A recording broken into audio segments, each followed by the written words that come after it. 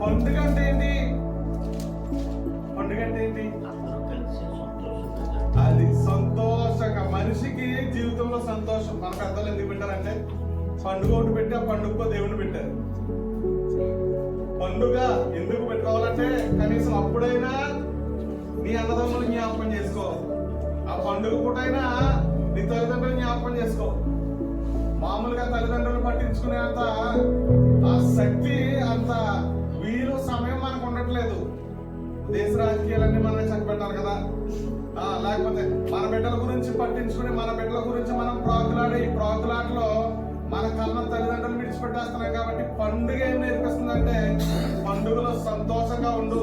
నువ్వు సంతోషంగా ఉండటం మాత్రమే కాదు, సంతోషం కోల్పోయిన వాళ్ళు ఉన్నారు. నీ తల్లి ఎంతకాలం అయిందో ఆవిడ పలకరించి, నీ తండ్రి ఎంతకాలం అయిందో అతను పలకరించి, వారికి ఒక లుంగి పంచుకొనిచ్చి లేకపోతే ఒక చొక్కా కొనిచ్చి ఎంతకాలం అయిపోయిందో. పండుగ వచ్చిందంటే నా పిల్లలకు బట్టలు కొనేయాలని సంతోషంగా అనుకుంటున్నటువంటి మనం మన తల్లిదండ్రులకి కొనివ్వాలనుకుంటామా? ఎందుకంటే వాళ్ళ ముసలి అయిపోయారు. వాళ్ళు అంటారు నేను కట్టుకుంటే ఎంతనా, కట్టుకోకపోతే ఎంత, నీ పిల్లలకు కొనుక్కో అంటారు. కానీ నిజానికి మనం బ్రతికినంతకాలం, మన పిల్లలు బ్రతికినంతకాలం వారు బ్రతకరు. కాబట్టి బ్రతుకున్నంతకాలం మనం సంతోషం చూస్తాం. పిల్లలు ఎందుకో నాకు ఈ మాటలు చెప్పాలనిపిస్తుంది. పండుగ ఒకటి వచ్చింది. పండుగ వచ్చిందని ఎందుకు చెప్తున్నానంటే అందరూ సంతోషంగా ఉండేటువంటి దినము పండుగ అంటే.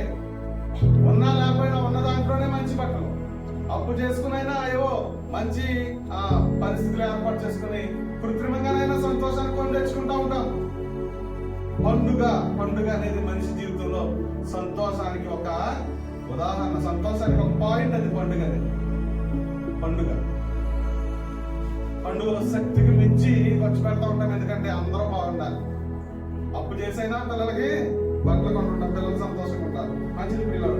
పండుగ ఒకటి వచ్చింది. పండుగ ఒకటి వచ్చాను కనుక యేసు యెరూషలేముకు వెళ్ళును. పండుగ వస్తే యేసుకున్నటువంటి అలవాటు. పండుగ వస్తే మన యువతరం పండుగ వస్తే ఏం చేస్తారు? అన్నలు అక్కలు పండుగ వస్తే ఏం చేస్తుంటారు? ముందు శుభ్రంగా ఇళ్ళని చక్క పెట్టుకుని, అన్నలు అయితే మరి కొన్ని పాయింట్స్ ఉంటాయి. పండుగ వస్తే ఆ టైం ఎక్కడ ఉండాలో మనకి కొన్ని ఉంటాయి, అండర్స్టాండింగ్స్ ఉంటాయి కదా. సో పండుగ వస్తే క్రైస్తవ తరం ఎక్కడ ఉంటుంది? పండుగ వస్తే నువ్వు ఎక్కడ ఉంటావు? పండుగ వస్తే ప్రభు ఎక్కడికి వెళ్ళాడు తెలుసా? ఎక్కడికి వెళ్ళాడు? యెరూషలేముకి వెళ్ళాడు. మరి మనం పండుగకి చాలా మంది క్రైస్తవులు, చాలా మంది మన అక్కలు ఎక్కడ ఉన్నారో తెలియదు. పండుగ వస్తే చాలా మంది సంతలకు వెళ్తారు. పండుగని ఎక్కడికి నడిపిస్తుంది అంటే, నేను దీన్ని వివరించుకుంటే వెళ్ళిపోతాను. ఈ కళ్ళలో చాలా సారాంశం ఉంది. పండుగ విశ్వాసం నడిపిస్తుంది. పండుగలో మనం ఏం నేర్చుకుంటున్నాం? పండుగలో ఏం చేయాలి? పండుగలో యేసు ఏం చేశాడంటే ఆయన యెరూషలేము దేవాలయానికి వెళ్ళాడంట. పండుగలో దేవుని మందిరానికి వెళ్ళుట అనేది యేసు యొక్క అలవాటు. క్రైస్తవులను చెప్పబడుతున్నటువంటి మనము పండుగ అంటే ఏంటంటే సంతోషము. నీకు సంతోషం వచ్చినప్పుడు ఏం చేయాలి తెలుసా? నువ్వు దేవుని స్తుతించి ఆయనను ఘనపరచాలి, మహింపరచాలి. అందుకే దావీదు అంటాడు, సంతోషం నా సంతోషములకు ముఖ్య కారణం మరొకటి లేదు ప్రభు, నీ సన్నిధిలో కనుక్కుంటాం. నేనుండాలేనయ్యా, నే బ్రతకాలేనయ్యా, నేనుండాలేనయ్యా, నే బ్రతకాలేనయ్యా, నీవే లేకుండా నేనుండాలేనయ్యా, నీ తోడే లేకుండా నే బ్రతకాలేనయ్యా, నీ సన్నిధిలోనే ఉంటానయ్యా, మనసారా ఆరాధించడానికి. పండుగ నీకు సంతోషం కలిగింది. సంతోషం కలిగినప్పుడు, బాధ కలిగినప్పుడే మందిరానికి వచ్చేవాళ్ళు చాలా మంది ఉన్నారు. సంతోషము కలిగినప్పుడు దేవుని సన్నిధికి రా, నీ సంతోషము పరిపూర్ణం అవుతుందంట. అది సంతోషం కలిగినప్పుడు ఒకటి అలవాటు నేర్చుకోవాలి. సంతోషం కలిగినప్పుడు కూడా అన్నోళ్ళు మనకు ఒక పాయింట్ ఉంటుంది, సంతోషాన్ని పంచుకుంటే హ్యాపీ రండి ఇవాళ ఎక్కడ ఉంటున్నాం? సంతోషం కలిగినప్పుడు ఎక్కడ ఉంటున్నాం? సంతోషం అది పరిపూర్ణం అవ్వాలంటే, ఆ సంతోషం నీకు పరిపూర్ణంగా నీ జీవితంలో ఉండాలంటే నువ్వు ఎక్కడ ఉంటున్నావు? ప్రభు అయితే ఎక్కడ ఉన్నాడంట? యెరూషలేముకి వెళ్ళాడంట. యెరూషలేముకి వెళ్ళాడు ప్రభు. వెళ్ళవలసి వచ్చారు, వెళ్ళారు. అక్కడికి వెళ్ళేసరికి దేవుని ఆరాధించడానికి, లేకపోతే ఆయన ఆ మందిరానికి వెళ్ళేసరికి అక్కడ ఉన్నటువంటి పరిస్థితులు కొన్ని మనం అవగాహన చేసుకుందాం. యెరూషలేములో గొర్రెల ద్వారము. యెరూషలేములో ఏముందట? చాలా ద్వారాలు. ఎన్ని ద్వారాలు ఉన్నాయి యెరూషలేము దేవాలయానికి? ఎన్ని ద్వారాలు ఉన్నాయి తల్లిగా? 12 ద్వారాలు ఉన్నాయి. 12 ద్వారాలతో కట్టబడింది యెరూషలేము. పరలోక రాజ్యంలో ఎన్ని ద్వారాలు ఉన్నాయమ్మా? 12 ద్వారాలు ఉన్నాయి. యేసు ప్రభువు శిష్యులు ఎంతమందమ్మా? ఇశ్రాయేలు గోత్రాలు ఎంతమందమ్మా? 12 పరిపూర్ణమైన సంఖ్య. 12 1 2 2 1 ఎంత? 3. చాలా ఉన్నాయి, చాలా ఉన్నాయి. న్యూమరికల్ గా చాలా నంబర్స్ ఉన్నాయండి. మంచిది, దేవుని స్తోత్రం. సో అక్కడికి వెళ్ళేసరికి గొర్రెల ద్వారం దగ్గర హెబ్రీ భాషలో బేతెస్దా అనబడిన ఒక కోనేరు ఉంది. బేతెస్దా అనబడిన ఒక కోనేరు ఉంది. ఆ కోనేరుకి ఎన్ని మండపాలు ఉన్నాయి? కోనేరుకి మండపం అంటే ఏంటి? కోనేరు ఎలా ఉంటది? కోనేరు చుట్టూరును మండపాలు ఉంటాయి. అక్కడ మండపం. మండపం అంటే ఒక నలుగురు కూర్చోడానికి, ఎదురు బదులు కూర్చొని మాట్లాడుకోవడానికి. ఇప్పుడు మన ఏంటి, ఎవరైనా గార్డెన్ రెస్టారెంట్ చూసారా? చిన్న చిన్న పాకలేసి ఉంటాయి. ఒక నలుగురు కూర్చొని అక్కడ డిన్నర్ చేస్తుంటారు. అలాగా ఆ కోనేరు చుట్టూరు అంటే లేక్ గార్డెన్ అనమాట అది. అక్కడ రాజులు, సంపన్నులు కూర్చుని అక్కడ డిన్నర్ చేస్తారు, విందు చేసుకునేటువంటి స్థలం కోనేరు అది.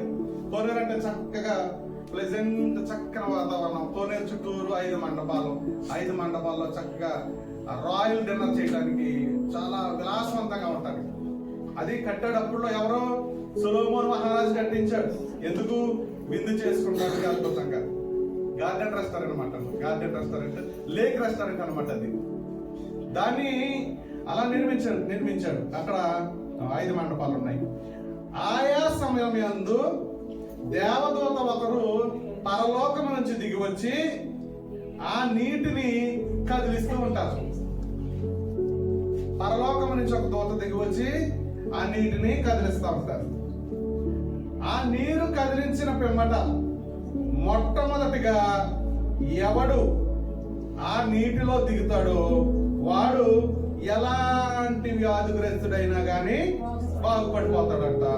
కనుక ఆ మండపములలో వ్యాధిగ్రస్తులు, మండపాలు ఉన్నాయి కదా, మధ్యలో చెరువు లాగా ఒక కోనేరు ఉంది. ఆ కోనేరు చుట్టూరు 5 మండపాలు ఉన్నాయి. 5 మండపాల్లో ఒక మండపానికి వచ్చి 10-15 మంది పడుకోవచ్చు అనమాట. అయితే ఆ మండపాల్లో ఎవరున్నారు? రోగులు, గుడ్డివారు, కుంటివారు, ఊచకాలు చేతులు గలవారు గుంపులుగా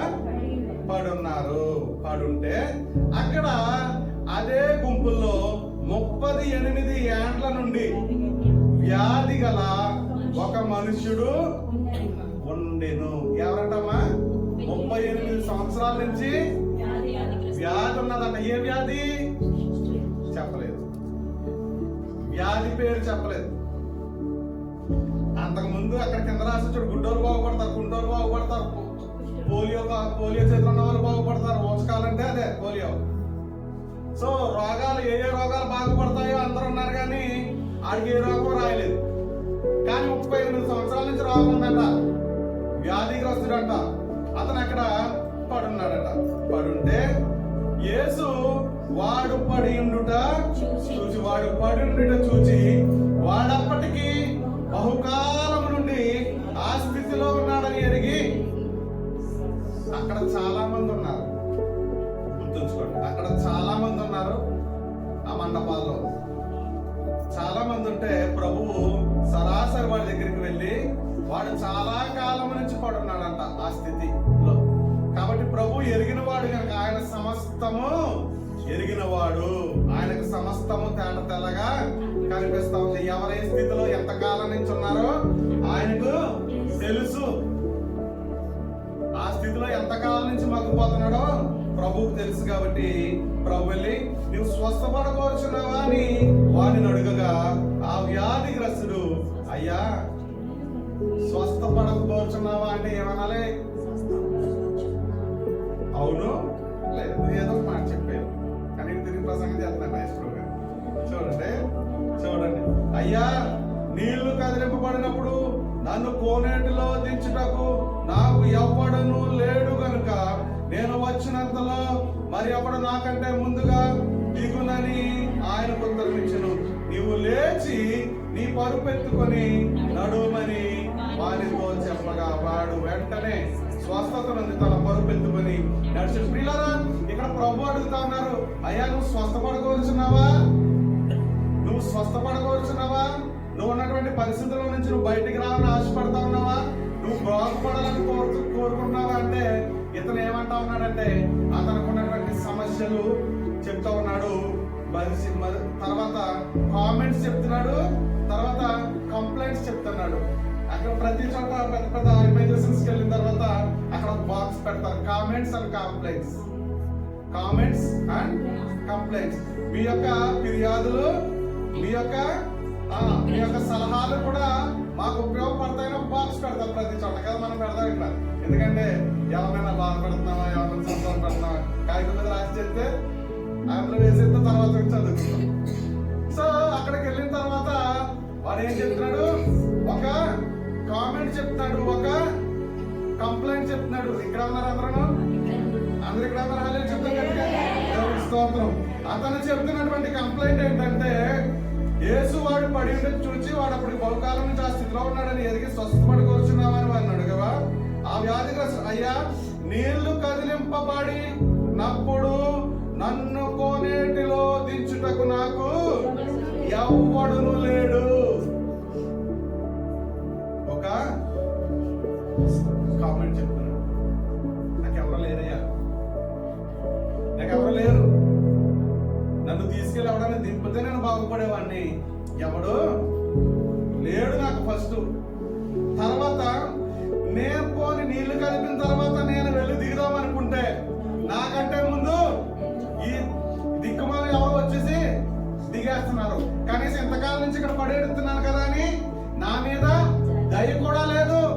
నిన్న కాక మంది వచ్చినాడు నాకంటే ఎన్ని 38 సంవత్సరాలు నేను సీనియర్ అయిపోయి ఇక్కడ ఉంటే నిన్న కాక మంది వచ్చినాడు దిగేసి స్వస్థత పొందేసి చక్క వెళ్ళిపోతున్నాడు. 38 సంవత్సరాల నుంచి నాకు తిప్పడానికి ఎవడో లేడు, నా మీద జాలి పడేవాడు ఇక్కడ. ఇతను ఏం చేస్తున్నాడంటే బాగుపడే వాళ్ళ మీద నిందేస్తున్నాడు, కంప్లైంట్ చేస్తున్నాడు. తర్వాత తన స్థితిని కామెంట్ చేస్తున్నాడు, తన పరిస్థితిని చెప్తున్నాడు, తన కలుగున్నటువంటి అనుభవాన్ని చెప్తున్నాడు. ఏంటమ్మా? First comment, then complaint. ఏంటంట? ఎవడో ఒకడు వచ్చి దింపాలి, ఎవడో ఒకడు వచ్చి బాగు చేయాలి, ఎవరో ఒకరు వచ్చి ఆదుకోవాలి, ఎవరో ఒకరు వచ్చి సహాయం చేయాలి.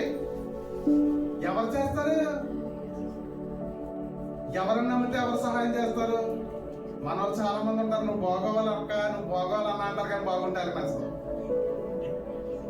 తెలుసా మనుషులు ఎలా ఉంటారంటే నువ్వు బాగుండాలంటారు, వచ్చి బాగున్నావా అంటారు, నువ్వు హ్యాపీగా ఉండాలంటారు.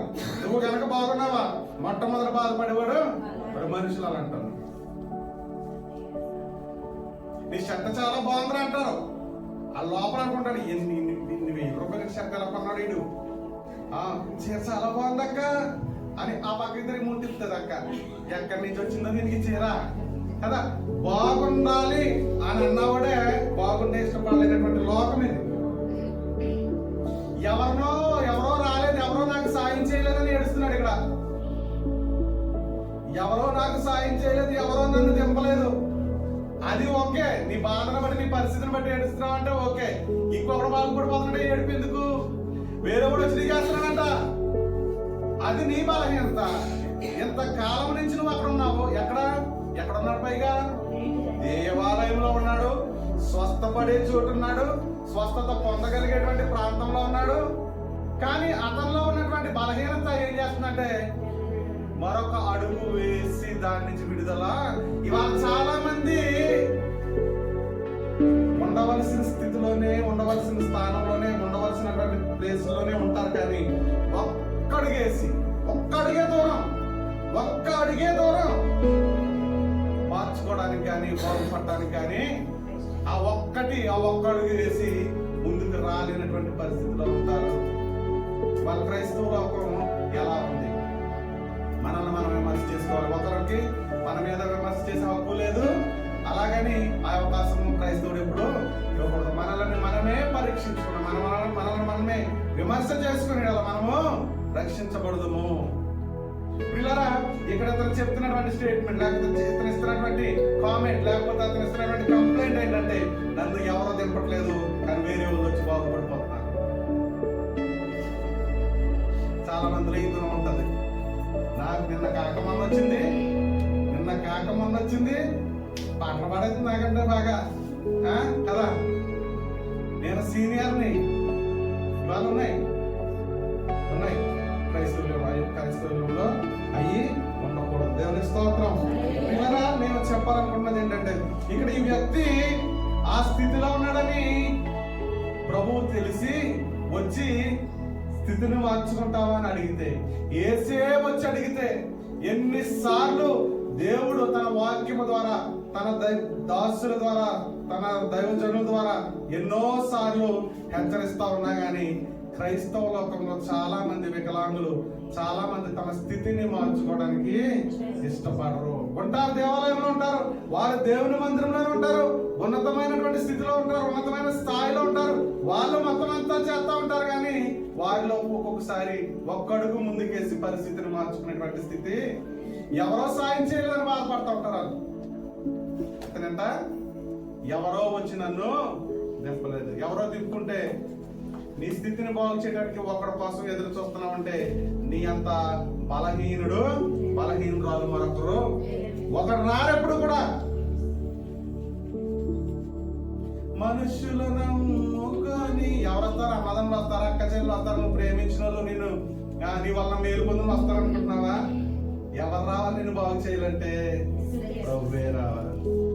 మనుషుల నమ్ముకొని మభ్యపడ్డాను, మనుషుల నమ్ముకొని మభ్యపడ్డాను. శక్తిమంతుడా నా దాతవని ఈ చెంతకు చేరాను.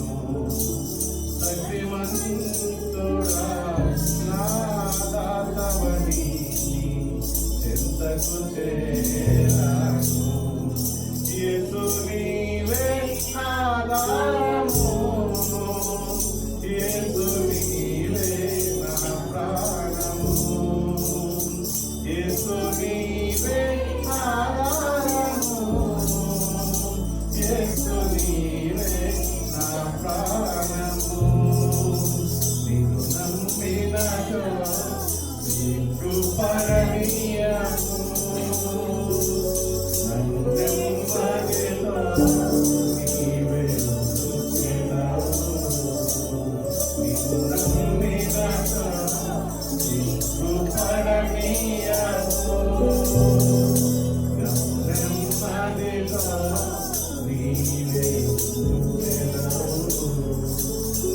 ఆపత్కాలములో నమ్ముకొనదగిన, ఆపత్కాలములో నమ్ముకొనదగిన యేసు నీవే ఆధారము, యేసు నీవే నా ప్రాణము, యేసు నీవే ఆధారము, యేసు నీవే నా ప్రాణము. ఎవరు వస్తారని, ఏదో చేస్తారని ఎదురు చూసి మోసపోతున్నాను రాశాడు ఒక కవి. ఎవరు రారు, వారు వస్తున్నట్టు కనిపిస్తారంటే. ఈ లోక బంధాలు, ఈ లోక సహాయాలు, ఈ లోకంలో సహకారాలన్నీ కూడా మిథ్య అన్నాడు. మిథ్య అంటే అది మాయ, జరుగుతున్నట్టే అనిపిస్తుంది. నీకెవరో నీ చెయ్యి పట్టుకుని నడిపిస్తున్నారనే అనిపిస్తుంది. నువ్వు పట్టుకున్నటువంటి చెయ్యి నిన్ను ఉన్నత మంచి స్థలానికి తీసుకెళ్తారని అనిపిస్తుంది. కానీ ఇదంతా మిథ్య. అనుకోకుండా ఒక్కసారి పడిపోయిన తర్వాత ఆ లోతుల్లో కూరుకు కూలిపోయిన తర్వాత అనిపిస్తుంది నేను పట్టుకున్నది మంచి చెయ్యి, నేనున్నది మంచి స్థలము కాదు. సాక్షాత్తు ఎవరు రావాలో ఆయన వచ్చాడు. ఎంతో కాలం నుంచి అదే స్థితిలో పడున్నటువంటి ఆ దేవుని దగ్గరకు వచ్చాడు. కానీ మానవ నైజం కదా, ఒకరిని నిందించడంతోనో ఒకరు నాకు సాయం చేయలేదు అంటంతోనో మన జీవితం అంతా గడిచిపోతుంది. కానీ మనకు మనం ఒక దీపాన్ని వెలిగించుకోవాలని ఒకసారి మర్చిపోతాం. అయితే ప్రభు అన్నారు, ఇక లేచి పాప అనుకున్నాడు కొన్ని ఇరిగిని తీసుకెళ్ళి అగో అందులో ముంచుతాడేమో, మనల్ని ముంచే వాళ్ళు ఎవరైనా వస్తారేమో అని చూస్తాం కదా. ఈయన అనుకున్నాడు ఇరిగిని తీసుకెళ్ళి అందులో ఆ నీటిలో ముంచితే ఒకవేళ బాగుపడతానేమో, ఇతను ఆశపడుతున్నాడు. అయితే ప్రభు ఏమన్నారు, ప్రభు ఏమన్నారు, నీవు లేచి నీ పరుపెత్తుకొని నడవమని. ఇంకా మధ్యలో లేక లేదు ఆయన ఒక్కసారి వచ్చేస్తే పని కట్టుకుని తీసుకెళ్లి అందులో ముంచి 3 ముంపులు లేక తీసి టవలెట్ తుడిచి ఆ తర్వాత బాగుపడ్డ వాళ్ళు ఇది ఉండదు. ఒక్కసారి యేసు అనేది క్యారెక్టర్ ఎంటర్ అయితే ఇక మొలగటాలో లేవటాలో ఎవరో ఈడ్చుకెళ్తారో ఎవరో లాక్కెళ్తారో ఇవే ఉండవు. Direct result. ఒక్కసారిగా శక్తి పొందుకొని వాడు తన పొరుపెత్తుకొని మనం కూడా ఆలోచిస్తూ ఉంటాం. మనము కూడా చాలా కాలంగా కొన్ని పరిస్థితులు మనల్ని లేవలేనటువంటి స్థితిలో కూర్చేసి ఉంటాయి. లేవలేనటువంటి పరిస్థితిలో కూరుకుపోయి ఉంటాం. మనం చేసేటువంటి ప్రార్థనలో మనం చేసేటువంటి ఆలోచనలు లేకపోతే మన ఎదురు చూపులు ఎటువైపు ఉంటాయంటే ఈ సమస్యను ఇలాగ తీర్చగలిగేటువంటి వ్యక్తి ఎవరైనా ఉంటారేమో.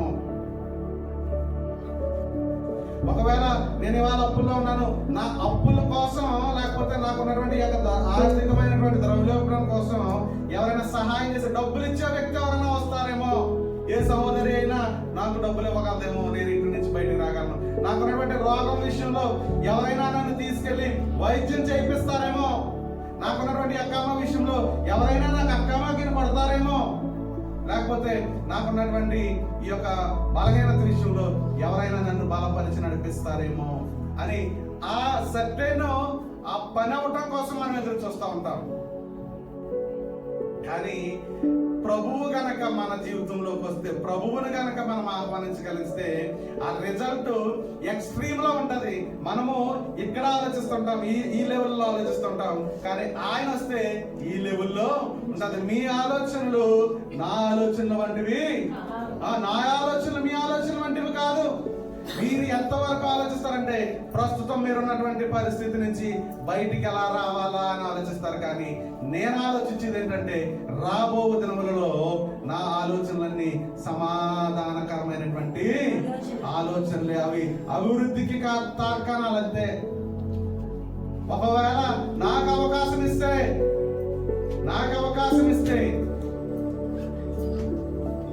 ప్రభు అతనితో అంటా ఉన్నాడు, నువ్వు ఇప్పుడే లేచి.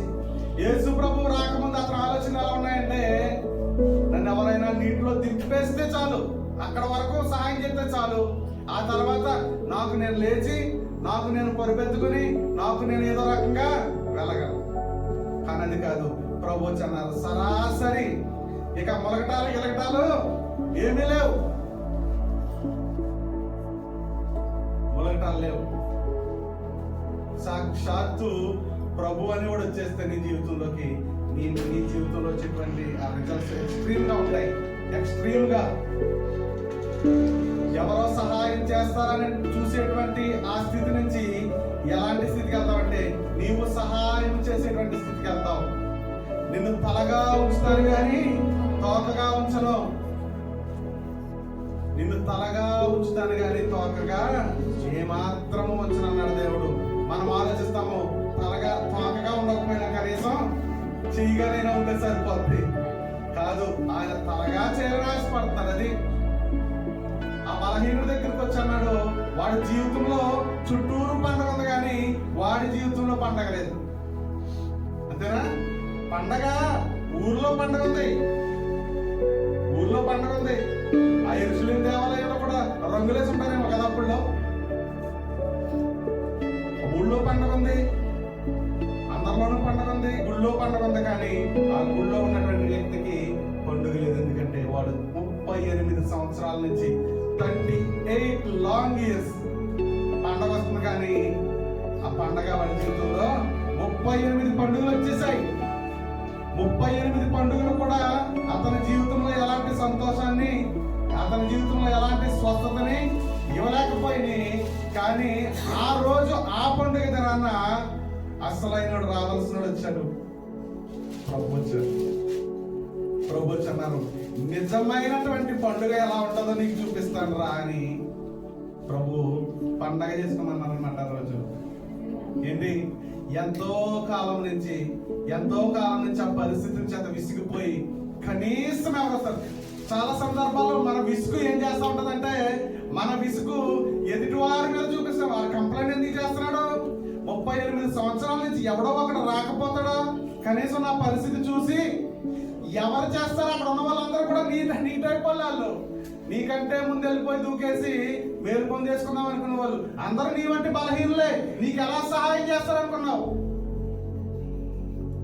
ఈ లోకంలో మనం చాలా మందిని సహాయం అడుగుతూ ఉంటాం, మన బలహీనతల్లో సాయం కోరుతుంటాం. కానీ వారు కూడా మన వంటి బలహీనలు. అందుకే దావీదు భక్తుడు అంటుంటాడు, మనుష్యులను నమ్ముకున్నట్టు కంటే యెహోవాను ఆశ్రయించుట, యెహోవాను ఆశ్రయించుట మేలు. మనుష్యులు నమ్ముకున్నట్టు కంటే, రాజును ఆశ్రయించుట కంటే. ఇంకొక మాట ఉంది, యెహోవాను ఆశ్రయించు నరుడు ధన్యుడు అని రాయబడి ఉంది. ధన్యత. మనుషులను ఆశ్రయించావనుకో, నీ సమస్యలో చాలా సార్లు చెప్పుకున్నాను, నాకు చాలా ఇష్టమైన మాట. ఏదన్నా నీకు సమస్య ఉన్నప్పుడు పక్క అక్క దగ్గరికి వెళ్ళి, అక్క నాకు పరిస్థితి ఉంది, నేను ఇలాగా ఈ సమస్యలో ఉన్నామని పక్క అక్కకి చెప్పావనుకో, ఆ అక్క ఏం చేస్తుంది? నీకోసం రివ్యూ రాస్తుంది. నీకోసం ఒక రివ్యూ రాస్తుంది. ఇలాగంట ఫలానా ఆవిడంట, ఫలానా ఇలాగ సమస్యలో ఉందంట, ఇలా చేసిందంట, ఇలా చెందిందంట. ఏదో నువ్వు బాధతో నీ బాధ అంతా అక్కతో చెప్పుకుంటే ఆ యొక్క నిన్ను ఎక్కడ 70 స్క్రీన్ మీద చూపిస్తుంది అందరికి. ఎందుకు? నీవెప్పుడైతే నీ సమస్యను ఆమెకి నరమాత్రులకు చెప్పావు, వాళ్ళ దృష్టిలో నువ్వేమైపోతావు? చులకన. నా దగ్గరకు వచ్చి మొర పెట్టుకుంది. రేపు ఒకవేళ నువ్వు బాగున్నావు అనుకో, దేవుడు చల్లగా చూసి, ఈ రోజు ఏదో 10 దినాలు అడిగావు నీ పరిస్థితి బాగోక, రేపు 50 దినాలు చీర మంచి చీర కొనుక్కుని కట్టుకున్నావు అనుకో, ఏమంటది? దానికి ఆ రోజుని నేను 10 దినాలు ఇస్తేనే గాని గతి లేనిది ఈ వారం నా ముందు నాకంటే మంచి చీర కట్టుకుని ఇవి ఉదాహరణకు ఉండాలని చెప్తాను సుమా. ఎప్పుడైతే నువ్వు బాగున్నావో మంచం. సో మనుషులను నమ్మి ఏమన్నా చేద్దామంటే వాళ్ళు బలహీనలే. ఆ చుట్టూ ఉన్న వారు ఎవరైనా అతనికి సహాయం చేస్తారేమో అనుకుని 38 సంవత్సరాలు వృధా చేశాడు అతను. ఈ లోకంలో మనుషుల సహాయము వ్యర్థము. మనుషులు మనకి సరైన సహాయము, యెహోవా ద్వారా వచ్చేటువంటి సహాయము అది ఉత్తమం అన్నమాట. దేవుడు సహాయం చేస్తే లైఫ్ వేరుగా ఉంటది. దేవుడు మన జీవితంలో కార్యాలు చేస్తే జీవితం వేరేగా ఉంటది, నెక్స్ట్ లెవెల్ అన్నమాట. అతను అడుగుతున్నాడు, ఒకవేళ నీ వలన ఏమైనా నాకు హెల్ప్ అవుతుందేమో, నన్ను దించడానికి ఎవరు లేరు, ఆ దించే వ్యక్తిగా నువ్వు ఉంటావా అని ప్రభువుని అడుగుతున్నాడు. ప్రభు, దించే పనులు ముంచే పనులు పెట్టుకున్నారు అబ్బాయి, నువ్వు లేచి నడు. Direct result. ఒక్కసారి యేసుకి అవకాశం ఇస్తే ఎలా ఉంటుందో ఆ రోజు 38 సంవత్సరాల నుంచి విసిగిపోయినటువంటి వ్యక్తి ఆ రోజు చూడగలిగాడు. అతని గురించి తర్వాత చాలా కాంట్రవర్సీలు వస్తాయి. వీడే కదా చాలా కాలం నుంచి అక్కడ పడున్నాడు, ఎలా బాగుపడిపోయాడు? నీ గురించి నలుగురు జారిపడే స్థితిలో ఒకవేళ నువ్వు ఉన్నావేమో, కానీ నీ గురించి నలుగురు ఒక పొక్కుపోయే రోజుల్లోకి దేవుడు నిన్ను నడిపిస్తాడు. ఎలాగా? ఉన్నతమైనటువంటి స్థితిలోకి. రాయబడి ఉంటుంది, యెహోవా అతనికి తోడై ఉండేది కాబట్టి అతడు వర్ధిల్లనని. ఎవరి గురించి రాయబడి ఉంటది? యోసేపు గురించి రాయబడి ఉంటది. యోసేపు ఎలాగమ్మబడ్డాడంటే అన్నదమ్ముల చేత త్రోసివేయబడి కొట్టివేయబడి బానిసగా ఆమె వేయబడ్డాడు. కానీ అతనికి దేవుడు తోడై ఉన్నాడు. పడిపోయినటువంటి గుంటలోనే దేవుడు ఉంచేయలేదు. ఆయన లేవనెత్తి తీసుకెళ్ళి ఎక్కడ అన్య దేశంలో ప్రధానమంత్రిని చేశాడు. ఇప్పుడు చెప్పుకోవని వాళ్ళు ఏ నోరులు అయితే, కానీ ఏ సేపులో ఏంటి తెలుసా కంప్లైంట్ చేసి గుణము ఇది. ఒకవేళ దేవుని మీద నువ్వు అనుకున్నావు అనుకో, నీకు నీ ప్రక్కోలు సాయం చేయలేదు, నీ ప్రక్కోలు నేను పలకరించలేదు, నీ ప్రక్కోలు నీకేదో మేలు చేయలేదని నువ్వెప్పుడు ప్రజల మీద ఆధారపడవు. ఏసేపు గుంటలో పడిపోయినప్పుడు ఏసేపుకి సాయం ఎవరు చేశారు? వీడు 38 సంవత్సరాలు ఆ మండపంలోనే పడేసాడు. ఎవరు సాయం చేశారు? మనుషులు సాయం చేస్తారని ఎప్పుడు ఆశించబక్క. ఎందుకంటే వాళ్ళు నీ వంటి బలహీనులే. నువ్వే కేక వేయాలి. అయ్యా నా సహాయానికి త్వరగా దిగిరము. అయ్యా నేను పడి ఉన్నాను, నన్ను లేవనెత్తమని ప్రభువును మనమే అడగల. విశ్వాసికి క్రైస్తవ బిడ్డకి దేవుడు ఇచ్చినటువంటి ఆధిక్యత ఏంటి? మీరు మొర్ర పెట్టుదురేని నేను మీకు ఉత్తరం ఇచ్చేదను. ఆ ఉత్తరం ఎలా ఉంటదంటే నీ యొక్క ప్రతి అవసరత అందులో తీరిపోతుంది. 38 సంవత్సరాల నుంచి దీర్ఘకాలికంగా అతను ఆ యొక్క మండపంలో పడేడుస్తున్నాడంట. చూడండి, దేవుని సన్నిధి అది యెరూషలేము దేవాలయమే. దేవుని బిడ్డలే అక్కడికి వచ్చిన వాళ్ళందరూ కూడా. మరలా ఇంకొక విషయం ఏంటంటే ఈ యూదుల పండుగ వచ్చిందంట. అప్పుడు ఇక్కడ ఉన్నవాడు కూడా యూదులే. క్రైస్తవుల పండుగ వస్తుంది, కానీ ఎంతమంది క్రైస్తవులు నిజంగా సంతోషించగలుగుతున్నారు? పండుగని ఎంతమంది ఆనందించగలుగుతున్నారు? పండుగ అంటే ఏంటో తెలుసా? నువ్వు సంతోషంగా ఉండటం. నీ దేహంలోను, నీ శరీరంలోను, నీ కుటుంబంలోను నెమ్మది లేకుండా నువ్వు ఎంత మంచి చీర, ఎంత మంచి షర్ట్, ఎంత మంచి సూట్ వేసుకున్నా అది సంతోషం కాదు. కానీ అలాంటి నిజమైనటువంటి సంతోషం ఒకటి రావాలంటే మనం ఎవరికి స్థానం ఇవ్వాలంటే యేసు ప్రభువుకి. ఆ బలహీనుడికి ఆ రోజు ప్రభు సహాయం చేశారు, లేవనెత్తారు, బలపరిచారు. వాడు తన పరుపెత్తుకుని అక్కడి నుంచి మరెప్పటికీ ఆ యొక్క బలహీనమైనటువంటి స్థితిలో ఉండకుండా ప్రభు అక్కడి నుంచి నడిపించారు. ప్రభువు నీ జీవితంలో కార్యాలు చేస్తే అలా ఉంటాయి. ఆ రోజు అతను ప్రభువుకి అవకాశం ఇవ్వటానికి ఇష్టపడ్డాడు. పిల్లరా, మనం ఈ పాఠం ద్వారా నేర్చుకోవాల్సింది ఏంటంటే మనము ఎంతో కాలం నుంచి ఎన్నో సమస్యల్లో, లేకపోతే ఏదో ఒక దీర్ఘకాలికమైనటువంటి సమస్య, అది ఆర్థిక సమస్య కావచ్చు, అంతరంగికమైనటువంటి సమస్య కావచ్చు, జీవితానికి సంబంధించిన సమస్య కావచ్చు, ఏదో ఒక సమస్య ఎంతకాలం నుంచి నిన్ను బాధ పెడతా ఉందో, ఆ బాధ కోసం, ఆ బాధ ఉపశమనం కోసం నీవు తాత్కాలికమైనటువంటి మార్గాలు వెతుక్కుంటా ఉన్నావేమో, అవి నీకు దూరం అవుతా ఉన్నాయేమో. ఒక్కసారి యేసు అనేటువంటి ఆ పండుగకు మనం ఎందుకు అవకాశం ఇవ్వకూడదు? ఒకసారి యేసుకి అవకాశం ఇచ్చి ఎందుకు చూడకూడదు? ఒకవేళ ఆయన ఏమైనా చేయగలరేమో ఆయన ఎందుకు అడగకూడదు? మనం తోటి వాళ్ళని అడిగావే, నువ్వు కాదు అనుకున్న వాళ్ళని కూడా నోరు తెరిచి అడిగావే, ఒక్కసారి యేసుని ఎందుకు అడగకూడదు? రుజువులు ఉన్నాయి కదా ఇక్కడ. 38 సంవత్సరాల నుంచి సహాయకులు ఎవరు, తోటి వారెవరు, బంధువులు ఎవరు చెయ్యలేనటువంటి సహాయము ప్రభువైన యేసుక్రీస్తు వారు ఆ దినాన ఆ దీనుడి జీవితంలో జరిగించారు. నిజమైన పండుగను జరిగించారు. ఆయన వస్తే నిజమైన పండుగ ఆనందాన్ని నువ్వు పొందుకుంటావు. నీ హృదయంలో ఉన్నటువంటి వేదన, నీ హృదయంలో ఉన్నటువంటి శోధన, నీ దేహంలో ఉన్నటువంటి బలహీనత సమస్తమైన తీసివేయగలవు. నీవు నమ్మితే ఆయన మహిమను చూస్తావు. నమ్ము వారికి సమస్తము సాధ్యమే. పిల్లరా, ఈ సమయంలో ఈ మాటల ద్వారా మనమేమి తెలుసుకోవాలంటే ప్రభువు నిత్యముని దర్శిస్తారన్నాడు. నీవే స్థితిలో ఉన్నావో నీ పక్క వారికి చెప్పుకుంటే ఎగతాళి చేస్తారు, కానీ ప్రభు దగ్గర కావాల్సినంత ప్రైవసీ సెక్యూరిటీ ఉంది. ఆయన దగ్గర ప్రైవసీ ఉంది. ప్రతి విషయం యెహోవా తన కుమారుడు జాలి పడినట్టు ఆయన తన యందు భక్తి గలవారి ఎడల, మీ కొడుకు కూతురు ఏదో వచ్చి మనకి సమస్య ఉంది, నాకు బాధ ఉంది, నేను ఈ చిన్న తప్పు చేస్తాను, లేకపోతే చిన్న మిస్టేక్ చేస్తానని చెప్తుంది అనుకోండి, ఏం చేస్తారు? మీరు ఏం చేస్తారు? జాలి పడతారు. మీకు ఏం రావాలి నిజంగా? అది పక్క వాళ్ళు చెప్పారు ఎలా ఉంటది? కోపం వస్తుంది. అది మీ బిడ్డ చెప్తే చాలా వస్తుంది. వెంటనే మీరు ఏం చేస్తారు?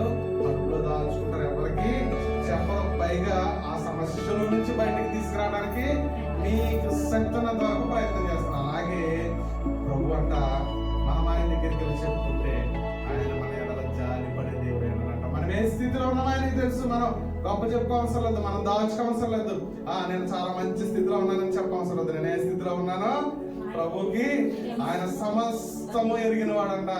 ఆయన కళ్ళకు ప్రతి నరుని జీవితము, ప్రతి నరుని హృదయము తేటగా కనిపిస్తా ఉంది. నీ జీవితం ఆయనకి కనిపిస్తుంది. నువ్వు ఏ స్థితిలో ఉన్నావు ఆయనకి తెలుసు. ప్రతి ఒక్కరి గురించి ప్రార్థన చేసి వెలిగెత్తి చెప్పవసరం లేదు. నీవు కేకేస్తే ఆయన పలుకుతాడు. నువ్వు కేకేస్తే ఆయనకి వినిపిస్తుంది. ఆ రోజు ఆ బలహీనుడు 38 సంవత్సరాల నుంచి విసిగిపోయినాడు. వాడు ఇక లోకాన్ని నమ్మటం మానేశాడు. ఒక్కొక్కసారి సమస్యల వల్ల విసిగిపోయినప్పుడు ప్రక్కలతో కూడా మాట్లాడడానికి ఇష్టం అవుతుంది. ఎందుకంటే వాళ్ళు నీకు సాయం చేయలేరు. వాళ్ళు నీకు సాయం చేయలేరు. వాడదే చేస్తున్నాడు. పక్క వాళ్ళ మీద బాధపడుతున్నాడు. వాళ్ళు నాకు సాయం చేయలేదని బాధపడుతుంది. వాళ్ళు మనం బాధపడుతున్నానేమో నీ తోటోళ్ళు నీకు సాయం చేయలేదని, నీ అన్నదమ్ములు నీకు సహాయం చేయలేదని, నీ అక్క చెల్లెండ్రు నీకు మాట సాయం కూడా చేయలేదని, నీ అన్నదమ్ములు కనీసం ఇవాళ ఆస్తుల గురించి విడిపోయిన అక్క చెల్లెలు అన్నదమ్ములు ఉన్నారు కదా, వాళ్ళు ఒకవేళ ఒక ఎకరం పొలం నీకు రాసి చేశారనుకో, అది ఉండిపోతుంది, శాశ్వతంగా ఉండిపోదు. వాళ్ళ సహాయం అర్థమో అంతే. యెహోవా ఐశ్వర్యం ఇచ్చిన, యెహోవా ఆశీర్వాదం ఏమిస్తుందట? ఐశ్వర్యం. ఆయన ఆశీర్వదిస్తే అంతకు మించి రెట్టింపు సంపాదించుకోగలవు. అంతకు మించిన ఉన్నతమైనటువంటి జీవితాన్ని నువ్వు జీవించగలవు. దేవుని ద్వారా తప్ప, ప్రభువు ద్వారా తప్ప ఆశీర్వదించబడిన వాడు మరెప్పుడు లేడు. పిల్లల ఇందుని బట్టి మనం అర్థం చేసుకోవాల్సింది ఏంటంటే, మనం ఏ స్థితిలో ఉన్నా ఆయన బాగు చేయగలిగిన వాడు. దానికి మనం చేయవలసింది ఏంటంటే, మనం ఆయనకు అవకాశము ఇవ్వాలి. ఆయనకు మనము అవకాశం ఇవ్వాలి. ఒక్కసారి ప్రభుని ఎందుకు అడగకూడదు? అయ్యా, నా జీవితంలో ఇదిగో ఇన్ని సంవత్సరాలు ప్రతి ఒక్కరు తల వంచుతాం ప్రార్థన చేసుకున్నాం. అయ్యా, ఇదిగో నేను 1 సంవత్సరం నుంచి నేను ఎంత సమస్యతో బాధపడతా ఉన్నాను. ఇదిగో నాయన ఇన్ని సంవత్సరాల నుంచి ఈ వ్యాధితో, లేకపోతే ఈ వేదంతో నేను బాధపడతా ఉన్నాను. నా కుటుంబం నుంచి ఈ సమస్య ఇన్ని దినాలుగా నాకు నెమ్మది లేకుండా చేసేస్తా ఉంది. ఇదిగో ప్రభా, నా ప్రియుల కుటుంబాలు, లేకపోతే నా తల్లిదండ్రుల జీవితాల్లో ఆయన ఉన్నటువంటి యొక్క ఆయన అనారోగ్యము, లేకపోతే నా తల్లికి ఉన్నటువంటి అనారోగ్యం, నా తండ్రికి ఉన్నటువంటి యొక్క అనారోగ్యం, నాకు ఈ సమస్య నా భార్య ద్వారా, నా భర్త ద్వారాను నాకు ఎదురవుతున్నటువంటి యొక్క సమస్య ఏదైతే ఉందో అది నన్ను నెమ్మది లేకుండా, మనశ్శాంతి లేకుండా నాయన నన్ను చాలా బాధ పెడతా ఉంది. ఎన్నో పండుగలు వస్తా ఉన్నాయి. ఇది కృత్రిమంగా నాయన ఈ నవ్వును నేను ముఖంలో పులుముకుంటూ ఉన్నాను. అందరూ సంతోషిస్తా ఉన్నారు, అందరూ పండుగ ఆనందాన్ని అనుభవిస్తా ఉన్నారు. కానీ ఇదిగో ప్రభా, నీ మందిరంలోనే ఉంటా ఉన్నాను, కానీ నీ సన్నిధిలో నిన్ను స్తుతించడానికి వస్తానే ఉన్నాను, నిన్ను ఆరాధించడానికి వస్తానే ఉన్నాను. కానీ ప్రభా, ఈ వేదన ఏదైతే ఉందో ఆ వేదన నా హృదయంలో నిజమైన సంతోషాన్ని లేకుండా చేసేస్తాను. అవును ప్రభా, పండుగలు నేను అనుభవించలేకపోతా ఉన్నాను. సంతోషాన్ని, సుఖాన్ని, నెమ్మదిని నా హృదయంలో చాలా దూరం అయిపోయింది ప్రభా. ప్రతి ఒక్కరు చెప్తాను.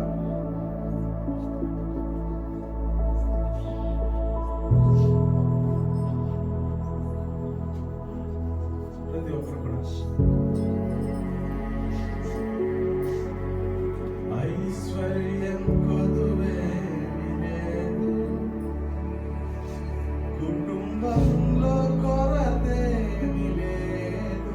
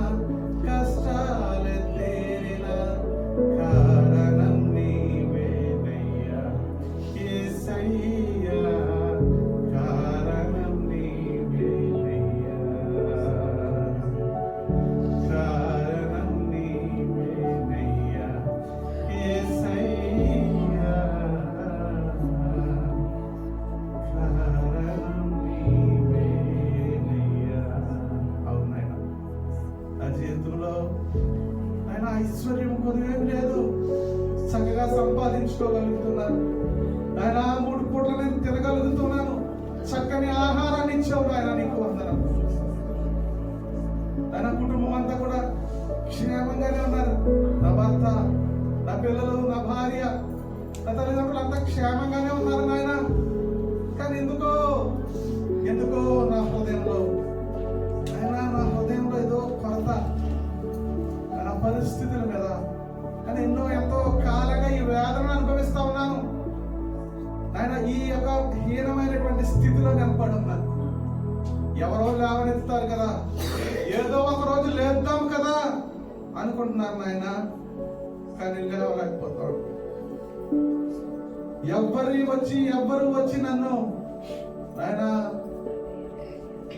అందులో దింపలేకపోతా ఉన్నాను. అవును, అనేక సందర్భాల్లో నీ యొక్క వాక్యం వచ్చి నన్ను దర్శించినప్పుడు, నీ వాక్యం నన్ను ఖండించినప్పుడు, నీ వాక్యం నన్ను హెచ్చరించినప్పుడు మారిపోదాం, మార్చేసుకుందాం అనుకుంటా ఉన్నాను, కానీ మారలేకపోతున్నాను బాబు. ఏమో నా హృదయంలో ఈ కొరత. నేను చెడు వ్యసనాల నుంచి విడుదల ఇచ్చి, చెడ్డ ప్రవృత్తి నుంచి, బలహీనమైనటువంటి నేత్రాల నుంచి, బలహీనమైనటువంటి హృదయం నుంచి నేను విడుదల ఇచ్చి, నేను ఏ స్థితిలో ఉన్నానో, నేను కూర్చుండుట, నేను లేచుట, నేను పరుండుట సమస్తము నీకు తేటగా తెలుసున్నాయి నాయన. నా పరిస్థితిని మార్చండి. నిజమైనటువంటి సంతోషం నీలోనే ఉంది నాయన. నేను నిన్ను అనుభవించేటువంటి ఆ యొక్క ఆనందం నాకు దయచేసి, నెమ్మది కలిగి జీవించి సంతోషంగా జీవించేటువంటి ఆ యొక్క జీవితాన్ని నాకు దయచేయండి. అలనాడు నాయన 38 సంవత్సరాలట అతను పడి ఉన్నాడట. అతనిని చూశారు మీరు. నిజమైనటువంటి సంతోషాన్ని, అతని పండుగని అతని జీవితంలో మీరు నింపారు. అదేవిధంగా నిజమైనటువంటి పండుగ ఆనందాన్ని నా హృదయంలో నింపండి. నన్ను చూసి ఎగతాళి చేసిన వారు, వీడు బలహీనుడు, ఈమె బలహీనురాలు, ఈమె గతి ఇంతే అని అనుకున్న వారందరూ కూడా ప్రభా నన్ను చూసి నివ్వెరపోవాలి, నన్ను చూసి గుసగుసలాడుకోవాలి, నన్ను చూసి గొప్పగా చెప్పుకోవాలి నాయన. నా దీన స్థితిని మార్చండి. నన్ను బలహీనపరుస్తున్నటువంటి ప్రతి పరిస్థితిని యేసు నామములో విడుదల దయచేయండి. ముఖ్యంగా ఈ యొక్క రక్షణ భాగ్యాన్ని నాకు అనుగ్రహించుకోవచ్చు.